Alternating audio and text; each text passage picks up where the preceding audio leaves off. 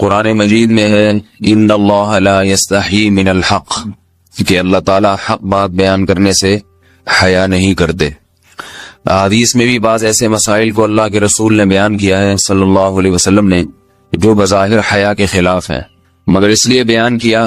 کہ اگر آپ صلی اللہ علیہ وسلم بیان نہ کرتے تو لوگ ان بے شرمی کے کاموں میں مبتلا ہو جاتے۔ اسی وجہ سے میں بھی یہ ہمت کر رہا ہوں کہ ایک اور ایسا گناہ جس میں لوگ مبتلا ہیں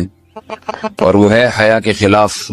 مگر ہے بہرحال شریعت کا مسئلہ اور لوگ اس میں گناہ میں مبتلا بھی ہیں، اس لیے بتانا ضروری ہے۔ وہ یہ ہے کہ لوگ شادی کے بعد بھی آج کی نوجوان نسل زوجہ سے، بیوی سے غیر فطری طریقے سے ہم بستری کرتے ہیں، انٹرنیٹ پہ بےہودہ فلمیں دیکھتے ہیں، تو جو چیز انگریزوں کی دیکھ رہے ہیں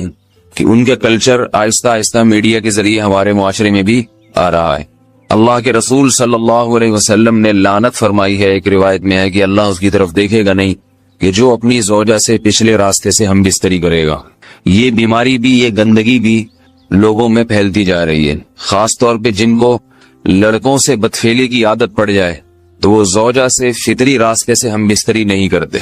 اللہ نے فرمایا کہ نساؤکم حرث لکم،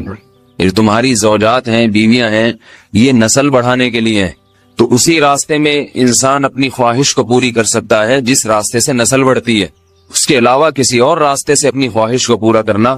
یہ حرام ہے، گناہ کبیرہ ہے، گندگی ہے۔ ہمارے پاس کیسز آتے ہیں،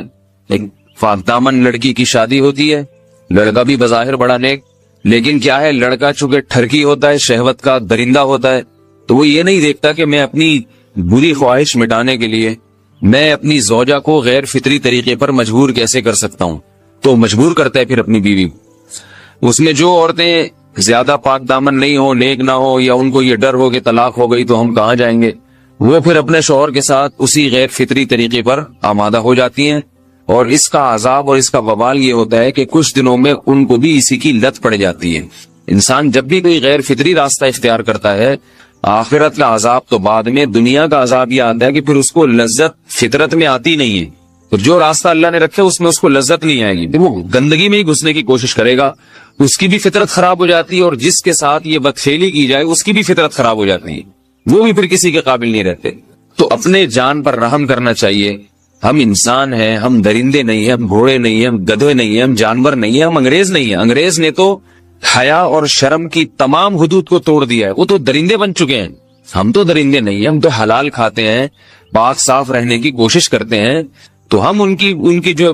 کلچر دیکھ کے ہم ویسے درندے بننے کی کوشش کیوں کریں؟ تو یہ بہت بڑا وبال ہے، بہت بڑی برائی ہے جو ہمارے معاشرے میں آہستہ آہستہ جڑ پکڑتی جا رہی ہے، اور اس سے بیماریاں بھی پھیلتی ہیں۔ غیر فطری طریقہ ہے، بیماریاں بھی پھیلتی۔ ایسے کیسز آتے ہیں کہ جناب وہ مرد مجبور کر رہا ہے بیوی کو، اور وہ بیوی جو ہے ساتھ نہیں دیتی، تو پھر اس کو طلاق کی دھمکیاں دیتے ہیں۔ ایسے کیسز بھی آتے ہیں۔